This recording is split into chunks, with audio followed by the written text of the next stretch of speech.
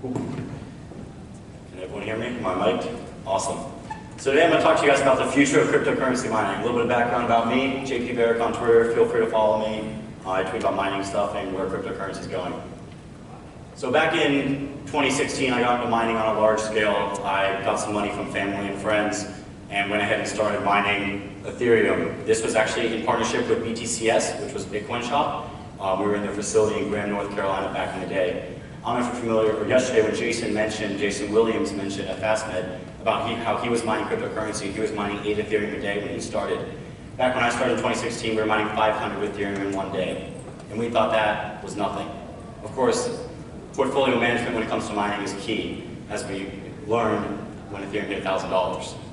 So back in 2016, we went ahead and got about 100, 200, 390 GPUs, which was a model GPU, plugged them in, and started mining Ethereum. We ran into a ton of issues, but at the end of the day, we figured out that mining was a way to make money, and we could participate in that industry with our technical backgrounds, my friend and I, and we were able to help our family and friends get into it.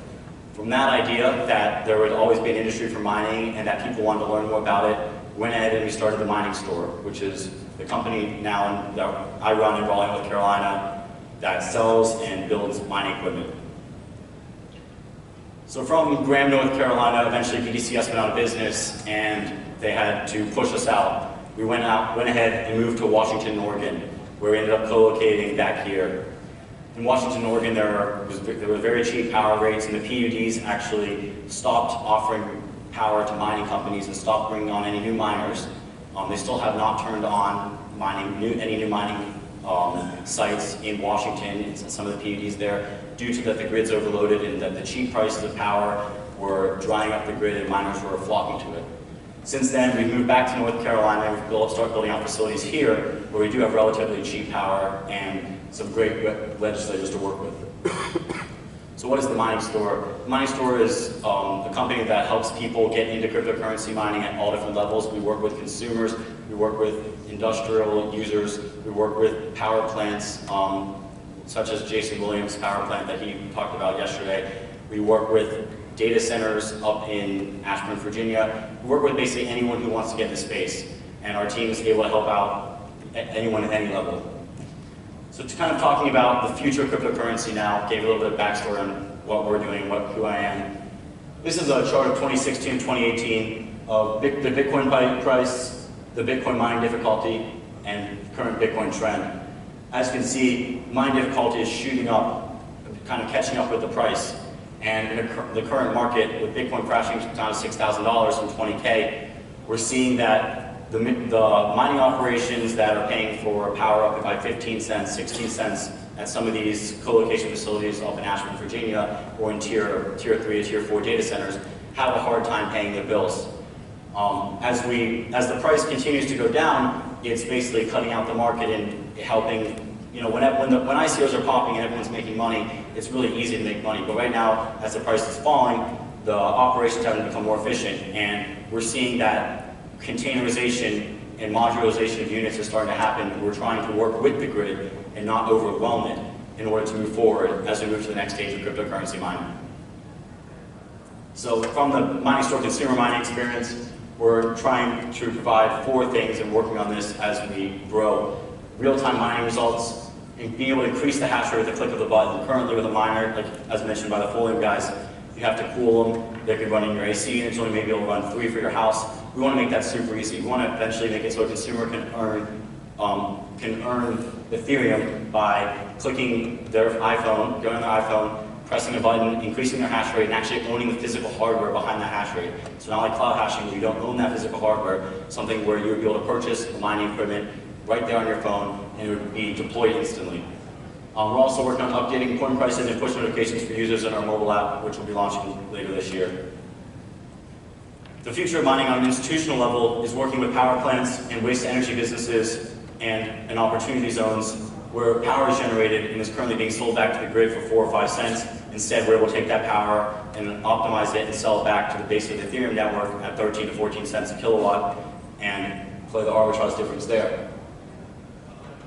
We've seen in some areas in North Carolina, Virginia, facilities up to 2 million square feet be renovated for mining. Some of the largest customers for Duke currently are miners, and they will continue to be the largest customers for Duke Energy and other PUDs as we begin to work on this. These are huge warehouses, huge facilities, huge factories that were previously, previously did textile manufacturing that are currently being changed into large mining operations. Some of the biggest mining operations in the state. Coinmint just put out their $750 million mine in New York, which used one of these facilities, and there's some projects working right here in the backyard that are going to be doing the same thing, if not bigger scale. So to put something in perspective, 400 miners, 400 megawatts of power, and putting that into miners is a little bit over 280,000 ant miners, which if you can fit 3 in your house, you can fit a ton of them in a 2 million square foot building.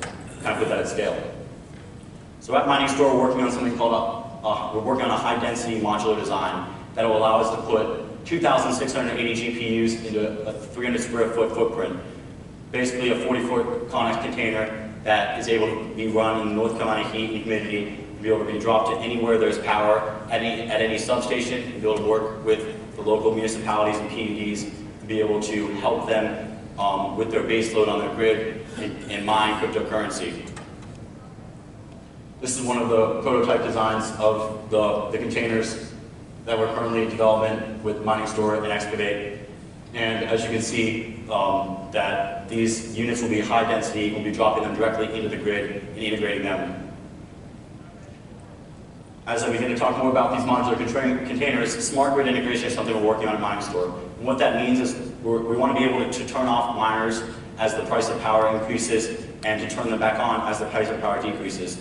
These containers are going to be plugged in, like I mentioned, directly into the grid, directly at the substation level. From there, we're able to remotely control it or have it monitor itself. And as prices of power change, because in some states you're able to buy power in the open market, and as that price of power change, and based on the efficiency of the hardware inside the system, will depend if it's profitable to mine at the current time. These modular systems will be dropped, like I said, at these substations, and we'll be able to choose when to mine and when it's most profitable.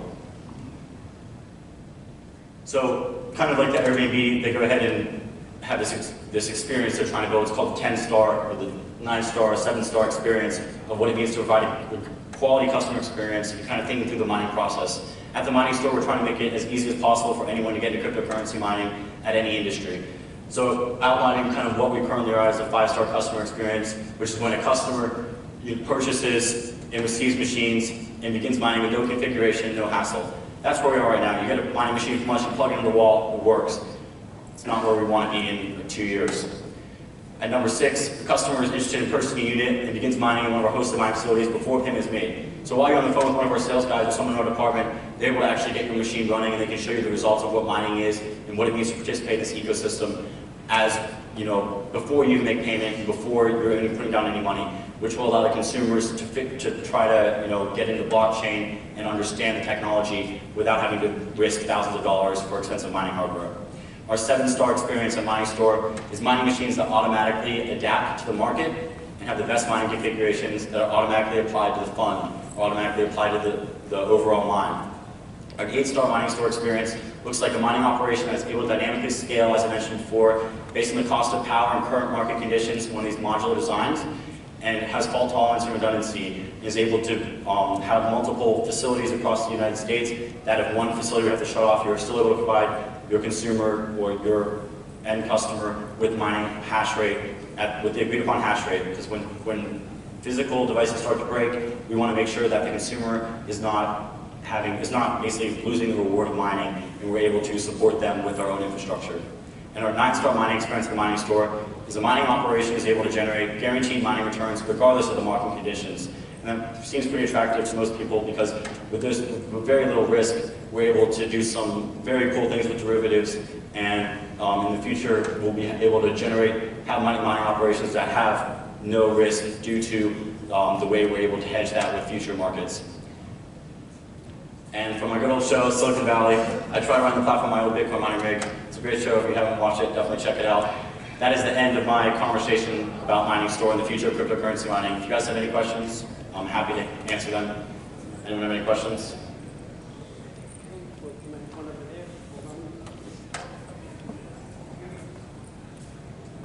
You got the microphone. Michael, if you want to speak up, I'll hear you. Yeah,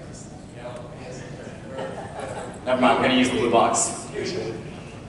So I've heard there's a theoretical limit between the 2 nanometer Bitcoin devices or machines that are being created right now. Do you think they'll be able to go past 2 nanometers with the transistor length, or would that overshoot the Coulomb barrier? So currently we're at basically 9 is industry standard, and there's starting to be 7 with release, so not 2 yet. That's really, really small. As we saw when Bitcoin came out, 120 nanometer was the Butterfly Lab ASIC miner that you had up here. That was a Jalapeno 120 nanometer ASIC miner. Since 2015, when those came out, it rapidly succeeded down to industry standard for that industry for ASICs, which was around 9. And as we're pushing the industry forward, we're now at 7. 7 still hasn't been released yet, and we still haven't seen 7 nanometer ASICs in the wild yet. In 2 to 3 months, like they said earlier, we should expect those to come out in the market. After 7 nanometers release, we could be looking at another 2 to 3 years before anything else, if not longer, is better. Just because the process to R&D that hardware is becoming much more expensive as we get smaller and smaller, like mentioned before. Thanks. Anyone else have any questions about mining in general, or where you're headed as an industry? That was pretty good stuff. Some of those miners are pretty incredible. Awesome. Thanks again, guys. Thank you very much.